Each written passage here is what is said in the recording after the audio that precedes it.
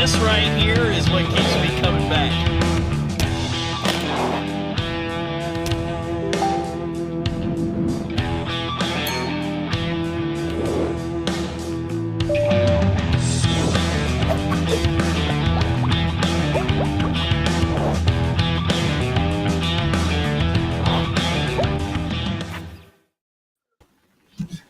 All right. What is going on, everybody? I need a personal spell checker just real fast before we get going. Before we get into it, Andy needs a proofreader. Good even. So good even, guys. It's okay. Good It's even. all right. I fixed it. It's all good. Well, welcome to Serious Angler Podcast, everybody. Episode number 157. We are joined today by Mr. Bryan New, the Bassmaster Opens Angler of the Year. So huge congratulations and qualifying for the Elite Series. And we're going to talk to him about a whole bunch of stuff tonight. But we were talking here. We were looking at Bryan's history with tournaments. And what was it? 2 years ago, he was a co-angler still. I believe so. Yeah, we'll have to ask him that. Yeah, we're gonna have to double check that one because that's pretty wild. Based on what I was reading, unless the computer lies. So technology can lie. So we'll see. Yeah, I'm not Matt Pangrak of BTL. I don't have every single tournament history lodged in my brain, but that was a good episode this morning as well. I was watching that one with Bryan, so I'm excited to talk to him ourselves tonight, and it's gonna be a fun time. But dude, you put sad day for you. You put the boat away. Yeah, took it to the in-laws, put it in the pole barn. It's stored away, but still plugged in, batteries. It's ready to go if we get like a nice warm weekend. So. And if the lakes don't freeze, we'll see. Yeah, We're leaving the options open. It was chilly this morning, man. It was 21 degrees. I think June when I went on lunch, it was 27. Oh man, yeah, we're gonna be frozen here in a little while if it stays like that. And El Jefe got out on Erie this morning and caught a few.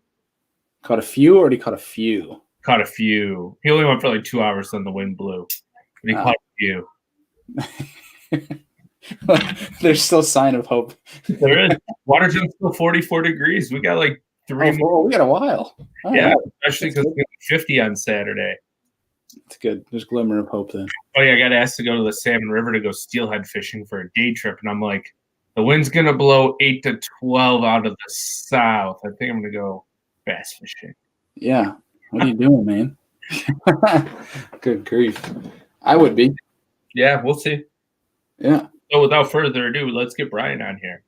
Yeah, I have him down in the queue here. We're gonna have to talk for a second here because I think something happened to. Oh no, he's back here. So yeah, without further ado, we're gonna get him on. Yeah, he's right here.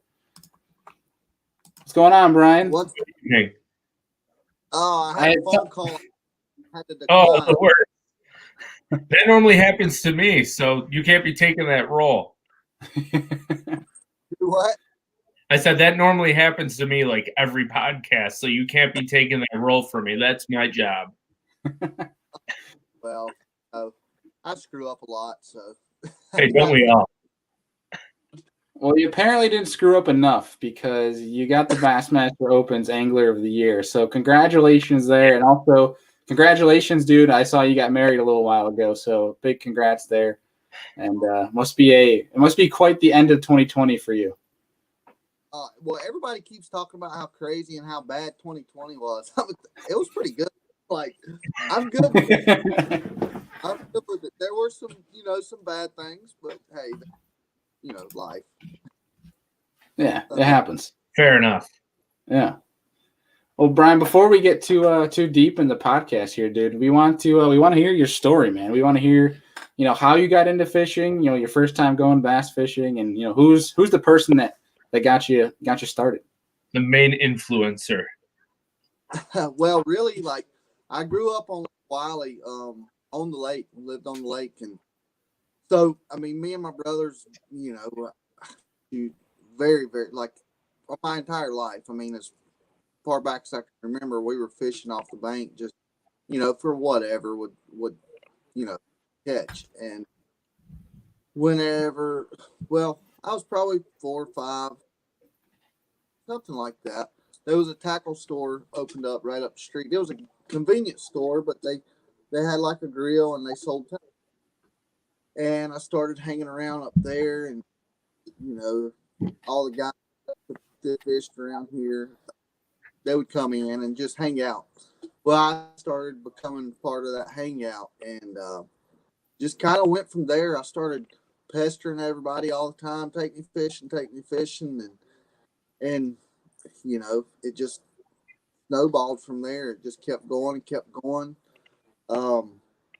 Started the first tournament I ever fished was with still a good friend of mine today, the owner's son of the tackle store. Me and him fished a tournament together, and we caught like pretty much nothing, but it was still my first tournament. It was a cool deal, and just went from there, man. Heck yeah. When I was fishing BFLs as a co-angler, and did that for a few years. And then I started fishing the tour as a co-angler, did well. I don't know when it was, but one year I started fishing the Costas, or I don't know what they were called at that point, but the FLW series as a boater, and done well. Still fishing the tour as a co-angler. And I just started fishing everything I could. This year I decided I would fish the Bass Opens and go and win the first one. I said, well, I guess it was a pretty good decision. Now I get to go to the class. Now I get to fish the Elite Series. Yeah. So on a scale of 1 to 100, how jacked are you to get to the Elite Series on your first try in the Opens, it seems like? I mean, I'm definitely pretty excited, but, I try to keep it real. I try to, not really think that I'm better or more. I'm trying to word. I'm just old redneck, so these fancy words, they give me some more. That's fine. You don't have to give us fancy words. I don't do well with fancy words anyways. As you get the 3 syllables, it goes right through Bailey's head. So no, I mean, I'm definitely excited, but at the end of the day, it's still just another fishing tournament. The biggest tournament, don't get me wrong, in the world. But, I don't want to get too,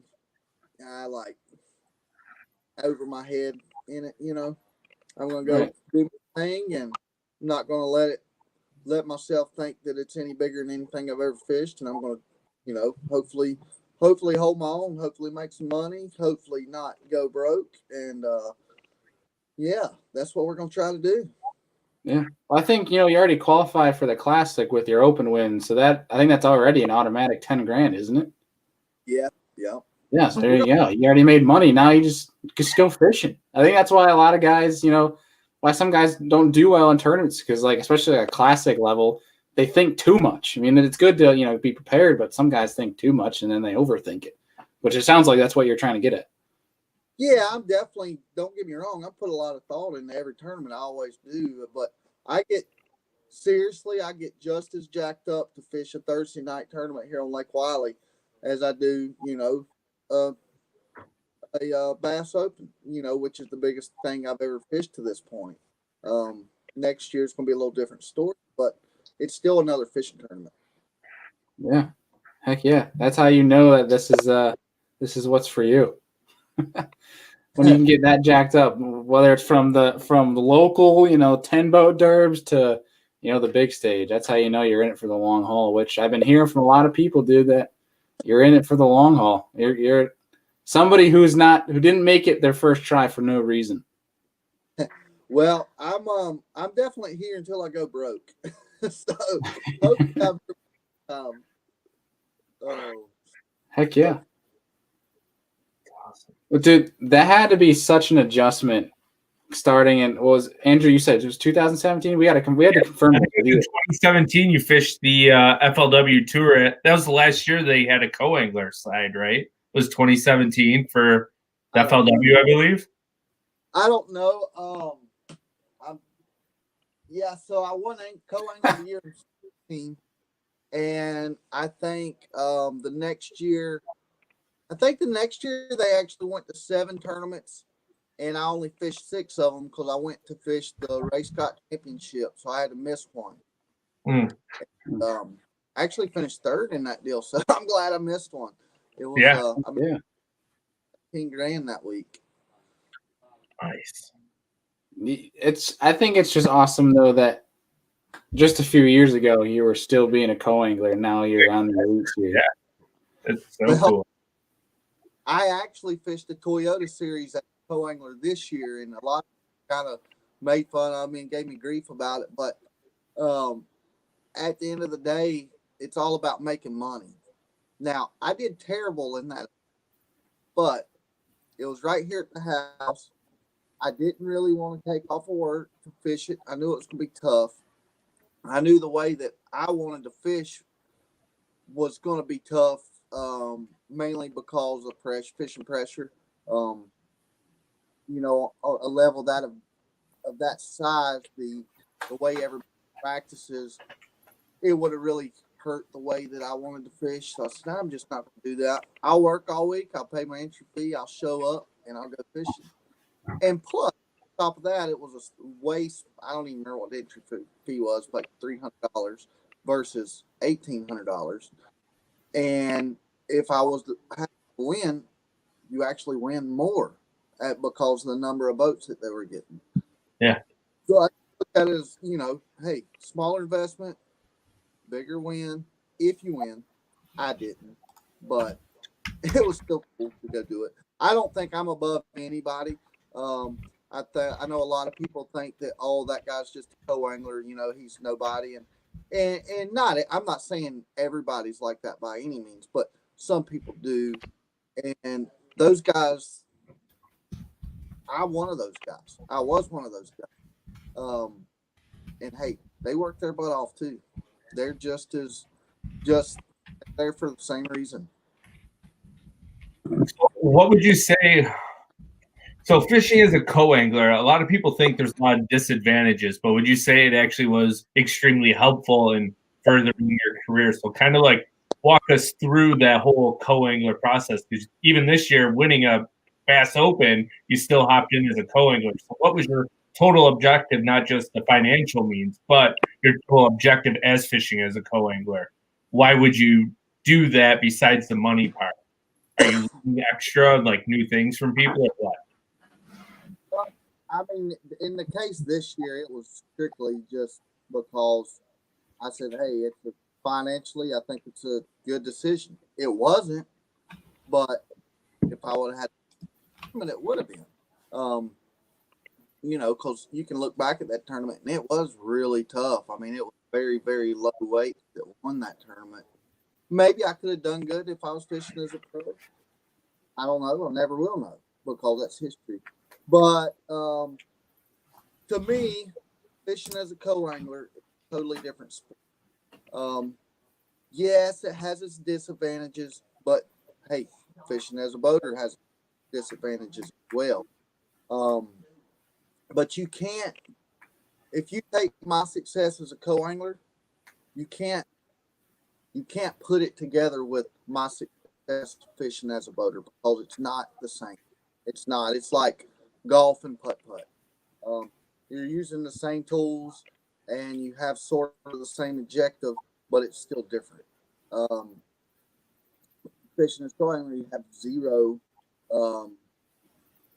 say-so of where you go and what you do, and you have to figure out how to catch a bass with whatever's in front of you. And I mean, there's a lot more to it than that, but that's the main thing there.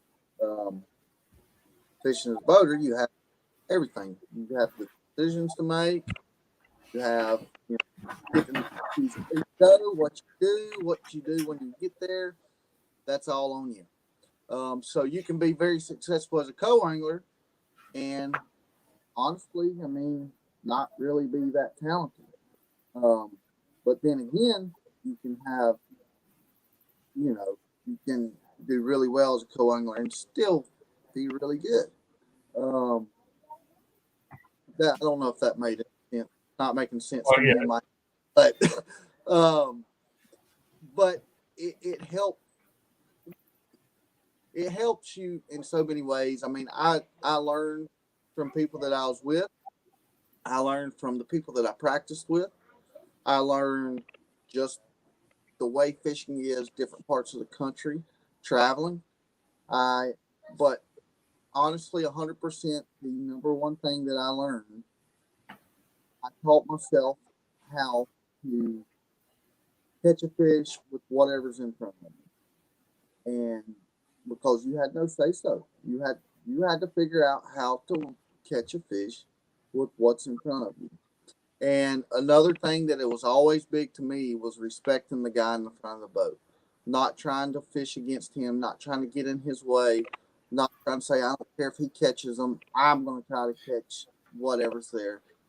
And I respected that. And so in return, that helped me learn to, like, there would be times, I'm just trying to think, for example, if we were going down a bank and fishing docks, and the fish are on the docks, really good.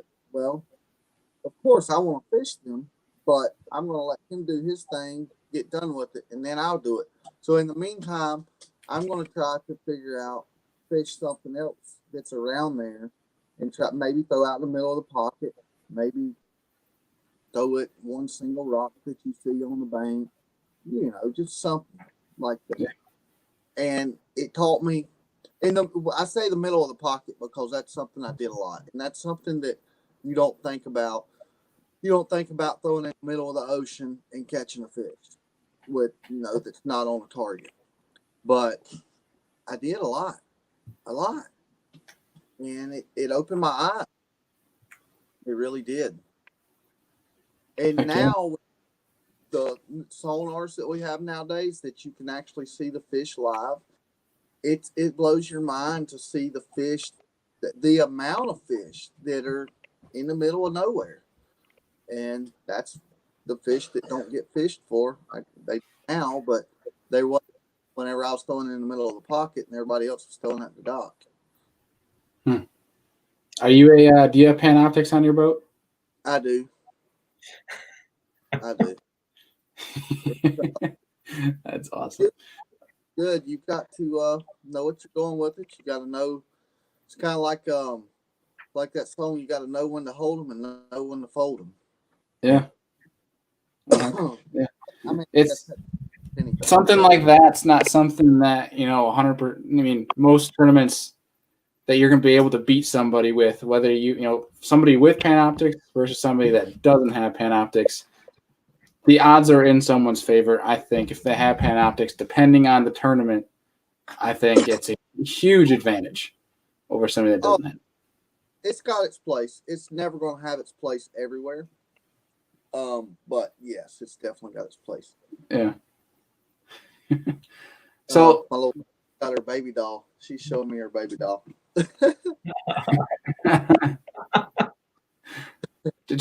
Does she fish at all too? A little bit, not a whole lot. She caught a few this spring when they were spawning. I'm horrible at it. It's okay, I am too. Cast and nice.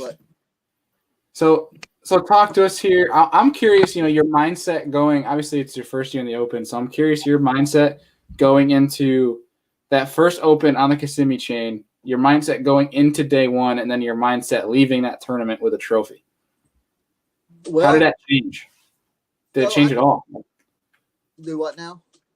I'm just curious, did it change at all? And what was it, leaving that tournament with a trophy? Oh, yeah. So, start off going into the tournament. I had a decent practice, but I wound up not doing what I thought I was going to do. I did, but it didn't work. And so the first day was really good. I had don't quote me on this, but I think I had maybe 22 pounds. I know it was a big bag, and I was in the top 3 or 4, maybe 5. I don't remember. So I was pretty excited, and I thought there was a good chance of catching them next day. And I caught them, just not a big bag, but I caught the fire out of them. Literally every single cast for 2.5 hours. And I say every single cast, I mean every single cast. It was incredible.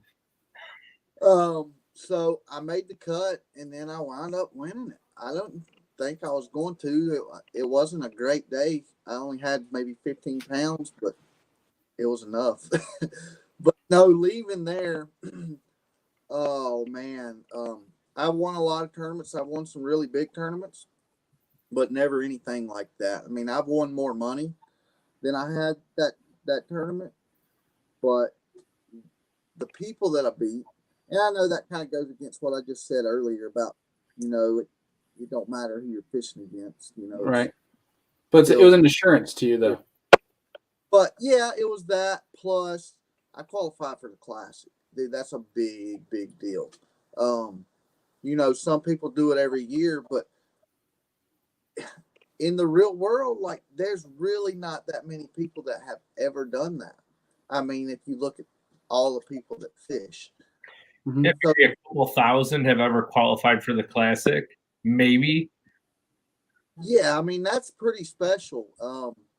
And man, I've lived my whole life, and I've fought and worked my butt off my whole life to do this, and I finally to fish professionally, but also to fish the Classic, and I knew in that after winning that tournament, I didn't know that I was going to fish truly professionally, but I knew I was going to fish the Classic, and that was awesome. And yeah. So now, by qualifying for the Classic, did that allow you to fish kind of more freely through the rest of the Opens? Because you're like, check mark 1 is done, so now I can go into this a little bit more free, and I just have to see how well I finish up. Maybe, but not really. I mean, because the way I look at things is, you look at the job at hand, the job that's what your job is right now. And my job if I've got a tournament this week, my job this week is to win that tournament. If I've got a tournament this week, a tournament next week, like I just did 7 weeks in a row, literally 7 weeks in a row. Sure. Still, my only job this week is to win this tournament, or do the best in this. So, it really wasn't on mine. Yes, it was a bonus in my back pocket, but it wasn't really on my mind. It didn't. I guess it could have possibly made me fish better, just because I knew I had a minimum of 10 grand, in my pocket more from that. But I still was worrying about my job that week, every week. Right. That makes sense. Yeah. Dude, qualifying for the Bassmaster Elite Series, I cannot imagine what that feeling is like. But talk to us. What is going through your head now? Obviously, your emotions, but also, what do you think is your biggest adjustment you're going to have to make going forward into the Elite Series for 2021? Well, right now I'm working my butt off, and I know it's really late in the year, but I'm really trying to get some, build some partnerships for next year financially. And like I said, I know it's late in the year, but it's a crazy year. Maybe a, snowball fall out of the sky and help me out. Regardless, I'm fishing. But I think the biggest adjustment is going to be not having an off day, because even in the Opens we didn't have an off day, but there was not a limit on practice, so I'd always get there a day ahead of time, and I practice 3.5 days, and I would almost always get hold of I would almost always take that last day of practice off, and because I'm extremely picky about my tackle. And I'm not like a lot of guys. I can't rig up 2 rods and put them on my deck and go fish. And you'll never see me with less than 12 rods on the front deck. I don't care where I'm at and what's going on. And a lot of times you're going to see me with 18 or 20 on the front deck. So all those rods have to have brand new line.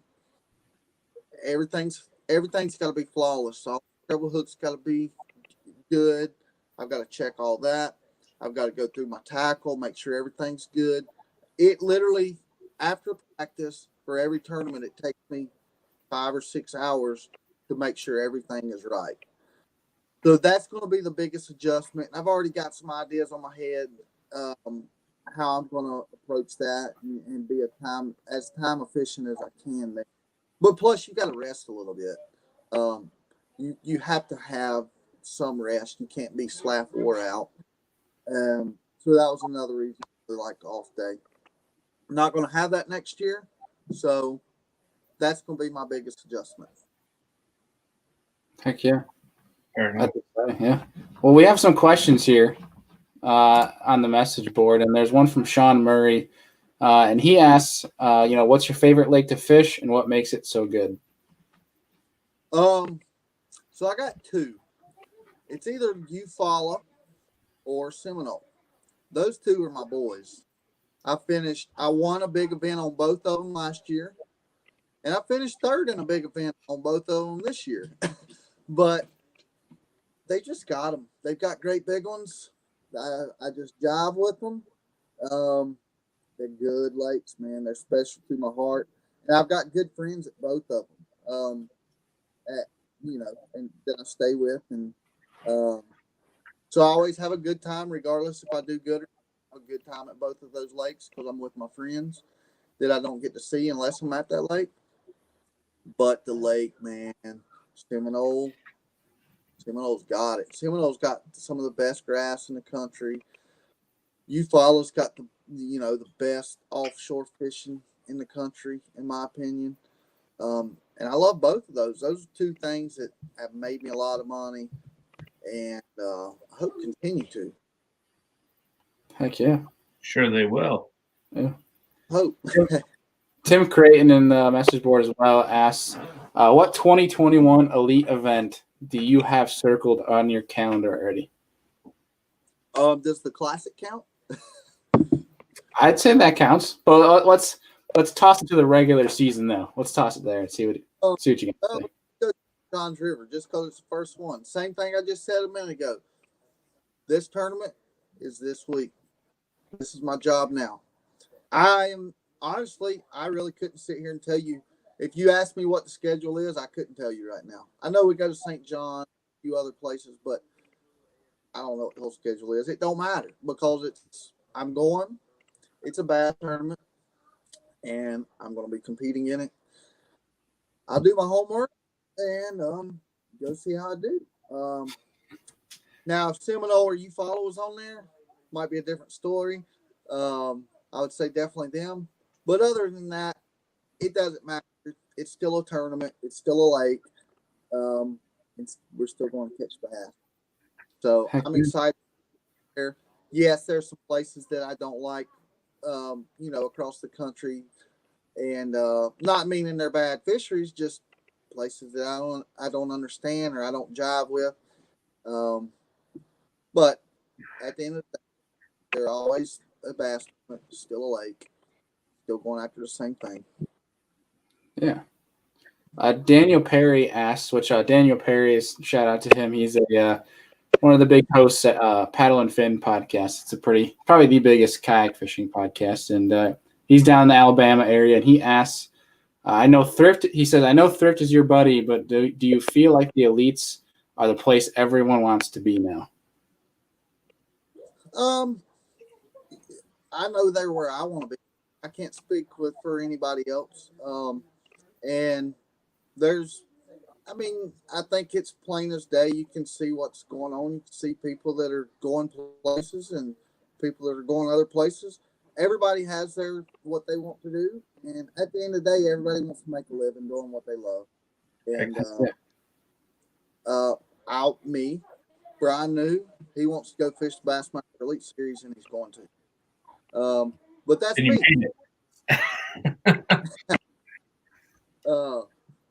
So, that being said, I don't know what other guys want to do, but,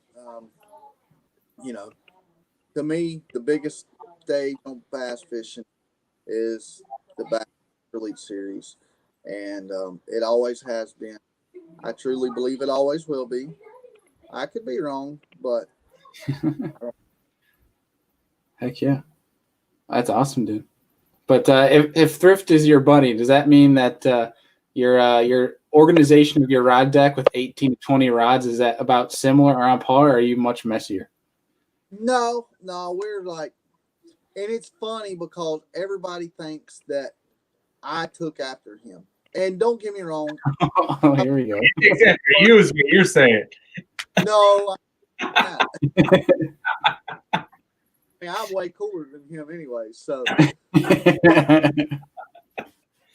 yeah, I took some stuff from him, but the way how we're both picky about our tackle and everything being organized and having 207 rods on the front deck. You mean 1,000? Yeah, 1,000. We both done that before we actually even knew each other. And I think that's one reason we kind of click and we become really good friends. And I mean, we talk on the phone every day and we're always talking about, hey, what can we do to make this bait better or check this bait out or this or that. And, yeah, I mean, I'm not saying I'm as good as him, but it's like we're a lot alike. Yeah. Heck yeah. I hope I'm as good as him one day. That'd be pretty cool. I'd say you're on track. But, an FLW tour like recap, and I remember him saying he doesn't try to find the biggest fish in the lake. He tries to catch as many fish as he can every tournament because eventually he'll stumble onto the big ones. Do you feel the same way? Or do you go for the 5 biggest? Because every time I watch Thrift Fish, I feel like he catches 100 fish every day. I can't say. I mean, I don't think that much into it. I really don't. I just, when I get to a lake, I try to figure out what I think I need to do, and it's always something different. Sometimes you're not going to be fishing but for a handful of bites a day. Sometimes you're going to catch, if it's really easy. I always try to find somewhere I can catch a limit. Like, nothing's ever guaranteed, but I always try to find a place that I can guarantee and go catch a limit. And it's really rare that you find that. But every now and again, you find a place that you're going to be able to go catch 2 or 3.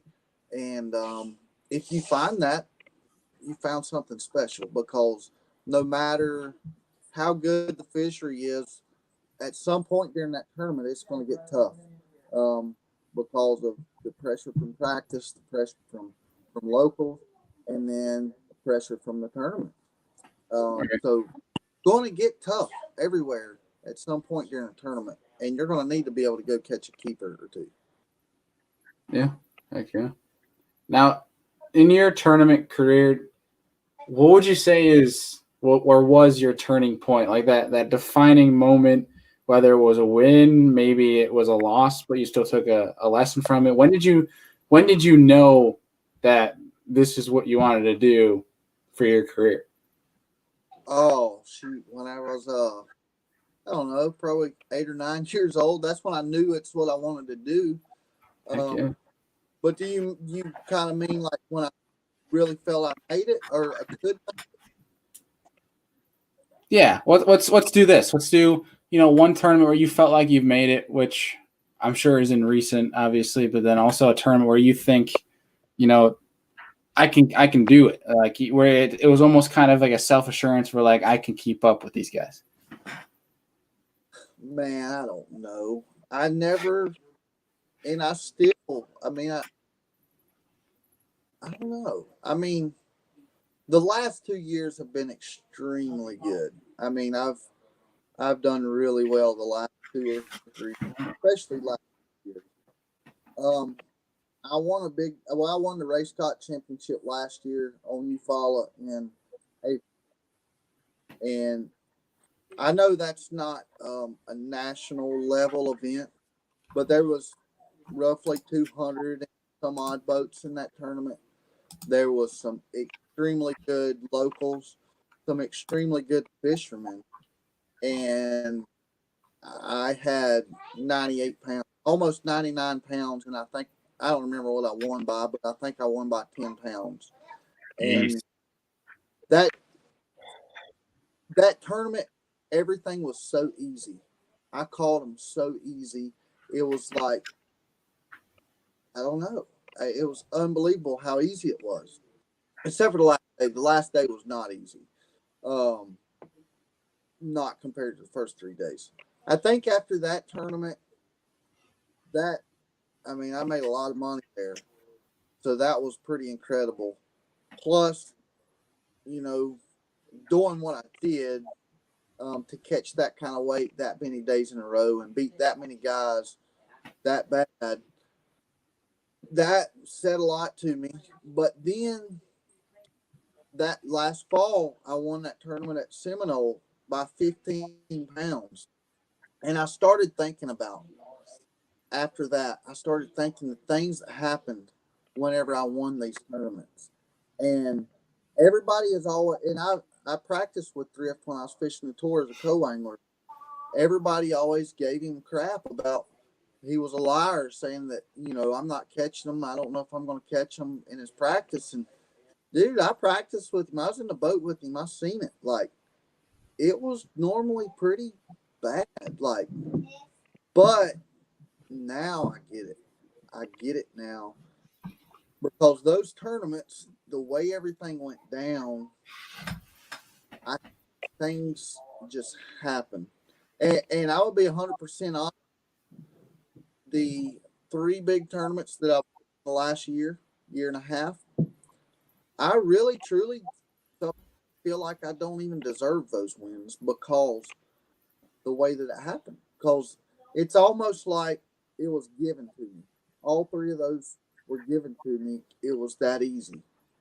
And I don't mean that, and I don't mean that saying it was easy in a cocky way, but it was. It just happened. It was not Everything went right. Every fish came in the boat. Every fish stayed on, line in a break. But it sounds like you do a really good job at controlling all the variables that could go wrong, like putting fresh line on the reels every tournament, making sure all your hooks are sharp. So you're controlling the variables that you can control to make it as easy as possible. And it's those fine little details, I think, as amateur anglers, we could call ourselves, that we miss. And then we wonder why we lose that big bite during a tournament or line breaks, etc., because we're not looking at controlling all the variables we possibly can. Well, it's more than that. I mean, because heck, I still lose fish. Like, I lost a lot of fish this year, even though I had as good a year as I did. I could sit here and name them for 10 minutes probably. I remember every single one of them probably. And it was always freak stuff most of the time. Stuff that's not supposed to happen. But what I was getting at was, like, you're fishing along and you say, oh my God, look at that. And you bust them. Like, you turn the boat and you just catch them. You say you're just fishing some docks, and then, I mean, this is not something that's happened, but I'm just using it as an example. Right. Like, fish some docks and they 4-pounders start schooling behind you and catch them. Like, that's the kind of stuff that's happened. You still kind of got to be smart enough to know what to do with the opportunity when it approaches you. But it seems like a lot of times that's how stuff happens for me. And it's incredible. Hey, if it's luck, I'm good with it. I'll take it. It sounds like you might have a little, like, lucky rabbit fur, like a rabbit foot, or you got a horseshoe. I'll take it all. I don't care. I think we all would as a fisherman. Yeah. Who was it? Was it Polnick that had the quote of saying that there's always a luck factor, but it's having the preparation or something? He mentioned something along the lines of a certain preparation or set yourself up. Yeah. Yeah. Well, it sounds like you did that. There's definitely luck that comes into play. I mean, in every tournament, but well, I mean, like we just said, like, you still have to know what to do with it, and once it approaches you, I mean, you really do, and it always comes down to comes down to decision making. Mm-hmm. You can make in 8 hours of fishing, you can make a lot of decisions, but you've only got to make 5 good ones. And honestly, it don't even have to be 5 good ones. It can be 2 or 3 good ones. And I mean, because you can catch 2 on a crankbait at a time, 2 on a super spook at a time. And that does happen a lot. True. I mean, not a ton, but more often than, you would think. Yeah, no doubt. Yeah, we have a comment here from Warren Beard, and he asked if you fished up north for smallmouth. The only place I've ever been up north is Champlain. I've been there a handful of times as a co-angler, and I love that place. It's not probably as good as it once was when I first went up there. First time or two I was there, but it's still good. And I get to go back next year, come to think of it. And the St. Lawrence River. Never been there. Honestly, I mean, as much as I love fishing, I really don't follow tournaments like a lot of guys should do. I look and see where my buddies are, and that's really all I look. But I probably need to start looking at some tournaments from the St. Lawrence, because I probably should figure out what the deal is up there. Well, I mean, everyone always thought it was brown, but I mean, who was it, Brock Mosley, that brought in a big bag of green fish this year? So he kind of put some green on the map. So, yeah, I mean, I don't think they could win, but they sure as heck are a factor now. But it's going to be exciting, dude. I'm looking forward to it. It's going to be a good year. I mean, I hope it's going to be either good or really bad, one of the two. But we're going to do it. Yeah, I mean, I wouldn't be too worried. I mean, Cal Welcher didn't do too bad, and he's never fished up north for them smallmouth. And look, he made it out pretty good this year. So I feel like Southern boys have a better chance to come up north and do well than Northern boys do to come down south. So you're already at an advantage. I mean, like I said before, though, it's a lake and it's a bass tournament. You got to catch some bass. Figure out how. At the end of the day, it's you versus the fish. Do what? I said at the end of the day, it's you versus the fish. Exactly right. That's all. Yeah, Rich Lindgren, hella bass over here. He's joined our stream tonight, and he asked if you're looking forward to the smaller fields that the Elite Series has compared to what you've been used to with the Opens, and how will that affect how you practice? I really haven't thought. I don't know. I guess I'm going to talk about that when we get off of here. It's guys to beat that you have to beat. But I mean, I've been fishing against 150 to 200 every event for, I don't know, 4 or 5 years, and I mean, I've been holding my own there.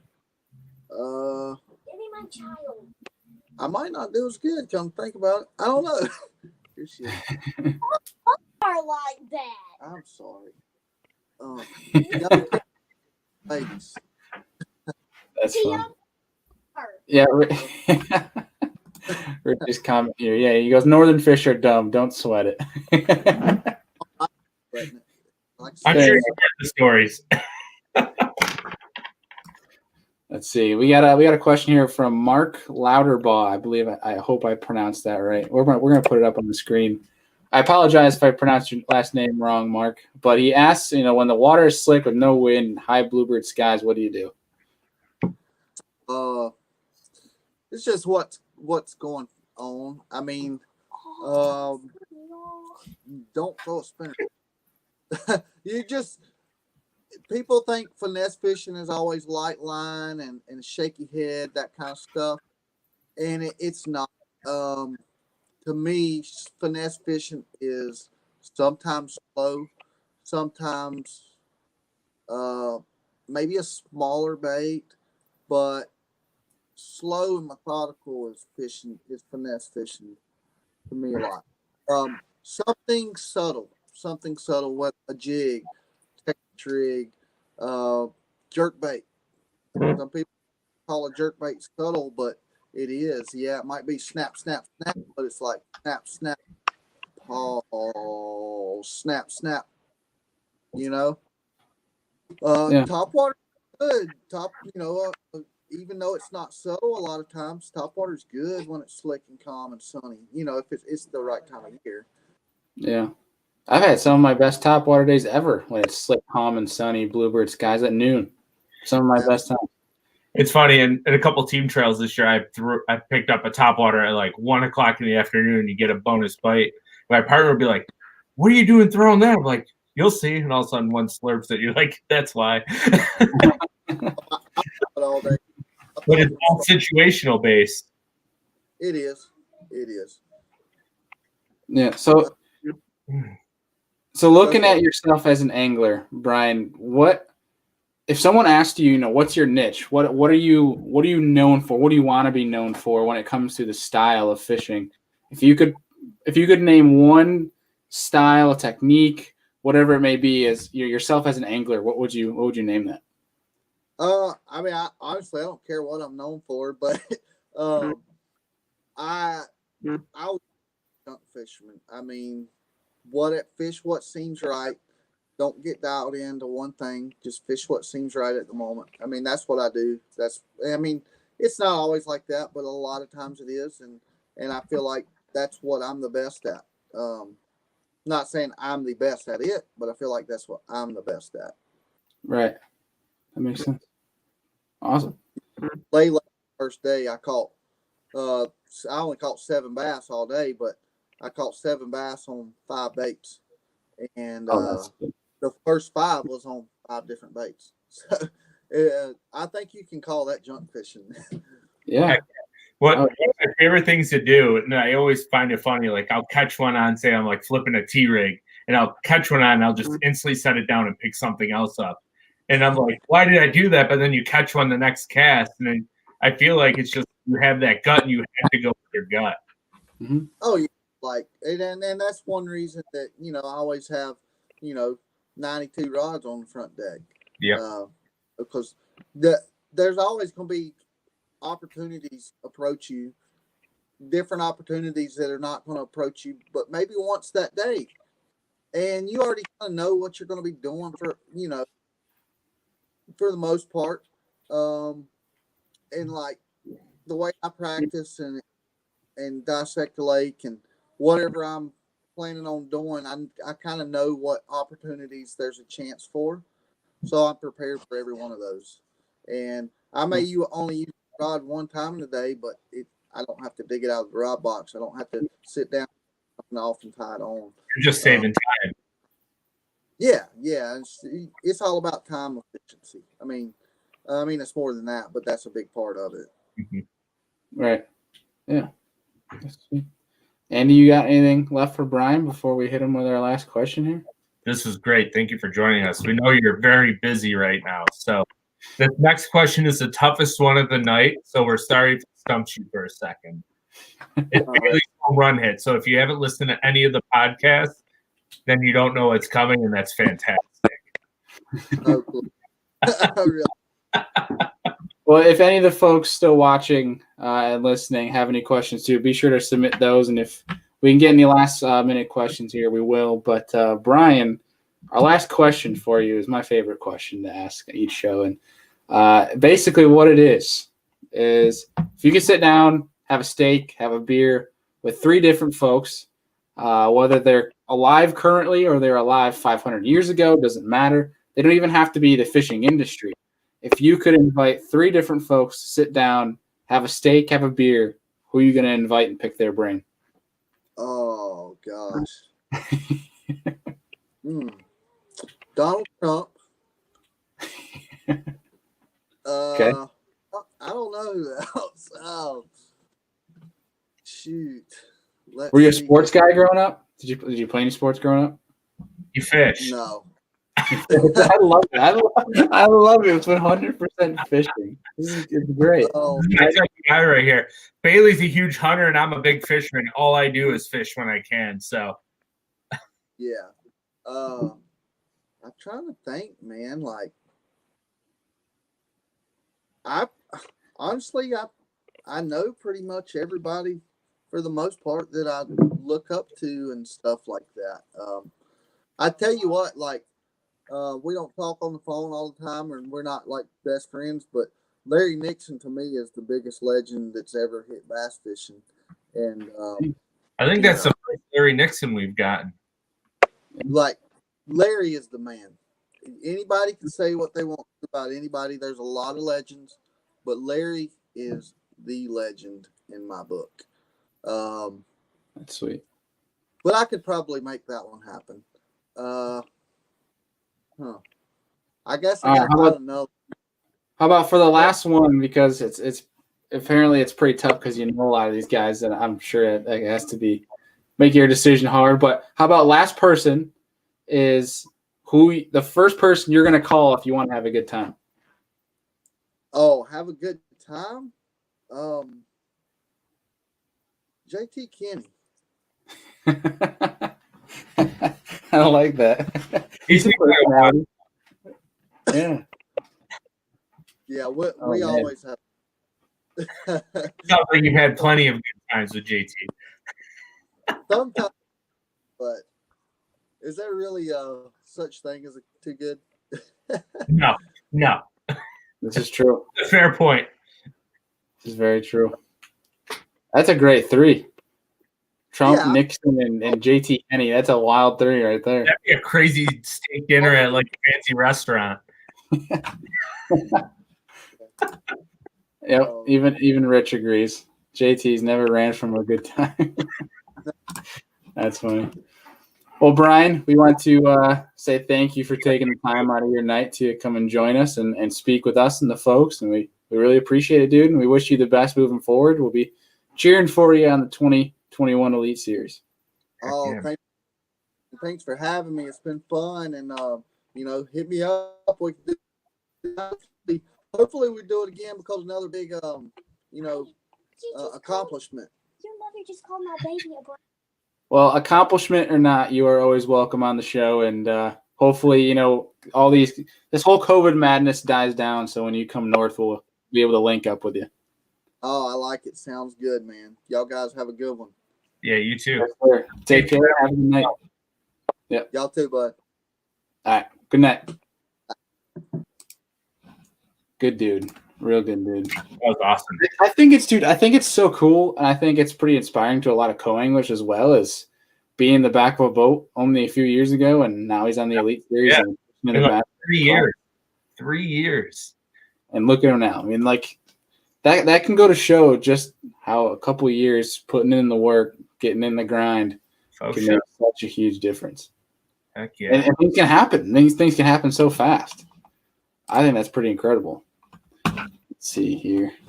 So we have a lot of questions about here for the Anglr giveaway. Let's see here. how are we doing this? Are we just throwing them all into a name generator? Or? I have a random generator over here on my window. So I put in all the questions. We're going to see. I'll announce in a little bit. We're going to chat right before the end here. We'll announce who won the Anglr giveaway, and we'll have them reach out, and we'll get you guys sent out a free Bullseye, which is my fidget toy that I have. I have a backup one that faulted a couple of years ago, and I just use it to click, and it's kind of keeps me occupied. I should say it was faulting. It actually fell in the lake, and he grabbed it, and then after that point, it stopped working. I took this thing out in snow and dumping rain. It's a cool little thing. So if you guys haven't checked out Anglr, I mean, it's an application where you can track a lot of statistics of your day on the water. So I like it because I'm an analytical person, so it brings a lot of perspective to me. So I love it for that fact. But dude, what do you got coming up? We're in our last week of gun season here, so I'm gonna get out in the woods a bunch this week and try to get a day out in the water as well while we still have it before ice hits us. Yeah, we'll see it. We're going to go on a weekend-to-weekend basis here before Lake Erie freezes. Usually, Lake Erie can be 40 degrees, but the harbors freeze before you can get out there. So we have to see if it warms up here at all to where our harbors stay unfrozen so we can get out. But that's about it. Might do some steelhead fishing 1 or 2 times here over the winter. I don't plan on doing it all too much. And just kind of getting ready for 2021. So looking to see if there's any early season paper tournaments. Maybe if COVID restrictions are pulled, I kind of want to travel south somewhere for a couple of days on a long weekend. We'll see. Don't know yet. Ask me in 3 weeks. Yeah. Ask me in 2 days. I have no idea what I'm doing tomorrow. Heck yeah, dude. That's gonna be a lot of fun. Wow. 2 notes real quick though. The Bills are about to score, and I believe Pittsburgh lost to Washington football team. Oh man. Dude, the Giants beat the Seahawks. I know. NFC East is waking up. I know. They're not my Eagles, unfortunately. Yeah, they benched Wentz. I'm okay with it. I want to see what Hurts can do, but Doesn't hurt. yeah. But I have our winner here for the Anglr Bullseye. I'm not even gonna put it up. I'm just gonna put it up on the screen here. Mr. Bass and Furious. Awesome. Thank you for your comment. Thank you for participating. Excuse me, in tonight's show. Yeah. Reach out to us. We'll reach out to you. We'll get you Anglr Bullseye sent out. And congratulations on that. But Rich, I don't know if those were he slipped in a comment here. Yes, I don't know if they were A-rigs. Yeah, but I wasn't sure. I saw that, but I didn't think they were A-rigs. But Rich is always a tackle junkie, so he's always got those questions. Yeah. I think that does it for tonight. I think this week we're gonna have Destin Marion on Wednesday, talk about the 2021 Bassmaster Elite Series season. We're gonna go real in depth with that, and it should be a good week. Thank you guys again, as always, for tuning in. Yeah, Andy, any last remarks? No, if you can fish, keep fishing, and send some pics, and even tag us if you want. We'll share it away. So yeah, definitely tag us in your guys' posts, and we'll reshare it. But if you're from the South, damn you, because I'm jealous. But right. we're about to hit ice season. There are COVID restrictions in my state, and having to get all this crazy testing done. So yeah. All right, well, you have a good night, and everyone else have a good night as well.